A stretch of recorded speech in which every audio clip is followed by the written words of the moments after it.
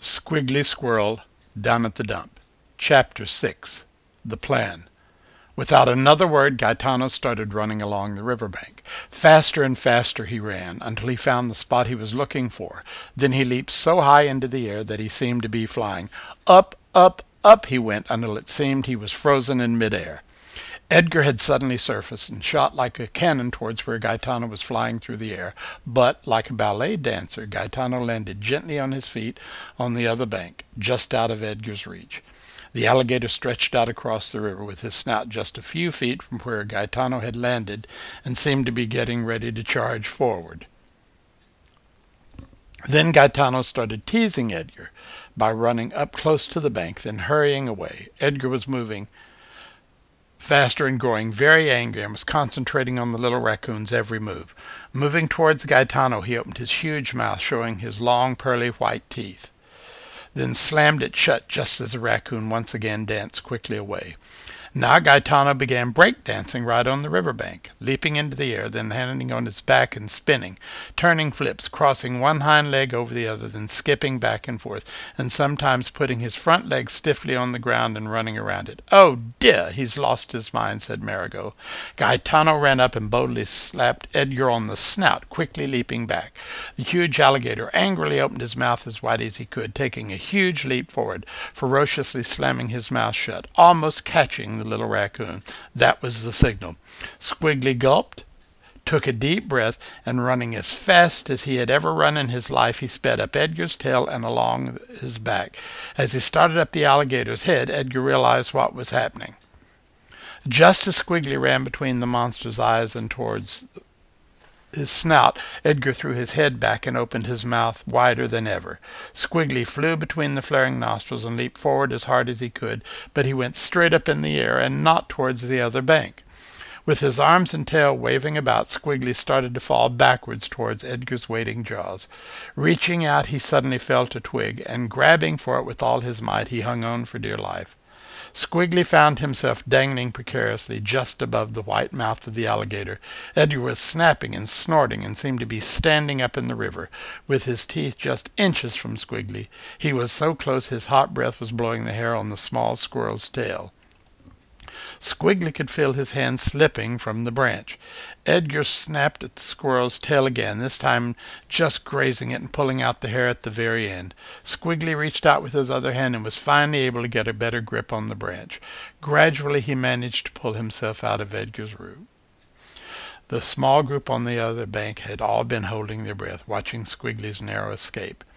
Now as he scampered higher and higher into the tree, they all began to squawk and shout, "Well done! By Jove, a fine job! Hooray! OMG! Oh my gosh, he made it!" Enraged, Edgar turned around, and with a wide sweep of his long tail and his big body, he was across the river and up the bank in a flash, heading right towards the little group. Reginald and Marigot lifted gently onto a limb, and Bob scampered up and sat down between them. "You are all going to be very, very sorry. What you going to do now, climb a tree?" Bob asked, and even Marigot snorted with laughter. "Just you wait," warned Edgar, sliding backwards into the water, under once again just his eyes and nostrils were above the surface. On the other bank, Squiggly had climbed down the tree and joined Gaetano. "Well, I guess I'd better be going. It's a long way home, and I don't want to be out too late. My mom will be very mad at me." Clearly upset, Marigot cried out from across the river, "Oh dear, I don't think I can stand to see you go, my little friend. Do be careful," she whimpered as she dabbed her eyes with her hanky. "Now, old girl, stiff upper lip and all that. Remember, we are British." Good luck," said Bob, turning his head away to hide a tear.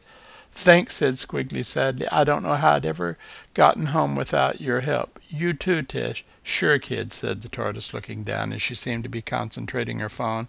"Now follow my directions, okay?" "I'll try," said Squiggly.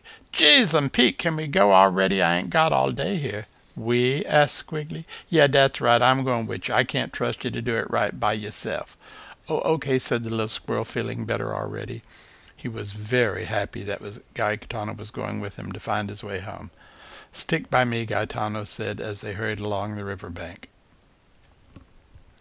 Looming just in front of them was what appeared to be a forest covered in a giant green blanket. Getting closer, Squiggly saw that it was some sort of ivy, completely covering everything. Trees, bushes, even the ground was blanketed by the ivy. "Goodness, what is that?" he asked. "Oh, it ain't nothing. Folks calls it kudzu." "Kudzu? That's a funny name." "Well, it ain't going to be funny when we go under it. Hurry, it's full of bugs, spiders, and crawly things." Gaetano found a small opening and disappeared under the blanket of ivy, followed closely by Squiggly.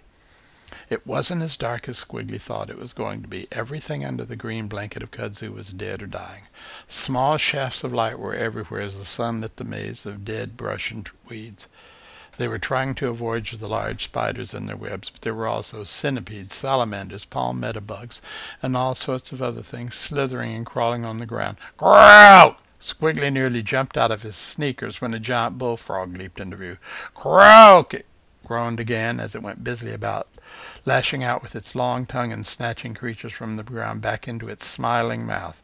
It paid absolutely no attention to the boys as they hurried out from under the kudzu and back into the sunlight. Squinting as he once again got accustomed to the light, Squiggly could hear the sounds of machines that he heard on the streets under his house. Looking towards the sounds, he could see them racing back and forth in front of him. The huge machines were honking, squealing, and squeaking as they sped by.